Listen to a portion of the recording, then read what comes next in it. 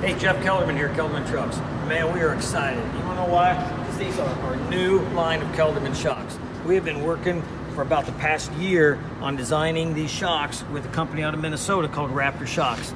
These guys are super knowledgeable, super cool guys that really do an awesome job on snowmobile shocks. So we knew when they're dealing with, you know, snow and salt and cold weathers that this would be a perfect match for us. We're looking to get our own shock valving to work with air springs as opposed to the coils and leaf springs.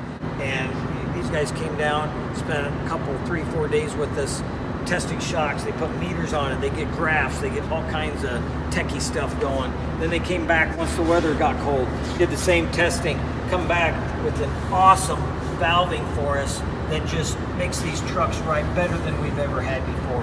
We've got the steering stabilizer shocks installed on this truck. We got remote reservoirs on the front and rear. And trust me, I just got back driving the prototype set down to Florida and back. These things ride awesome.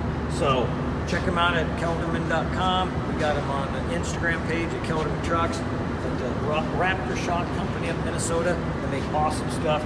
Couldn't be any prouder to be teaming up with these guys.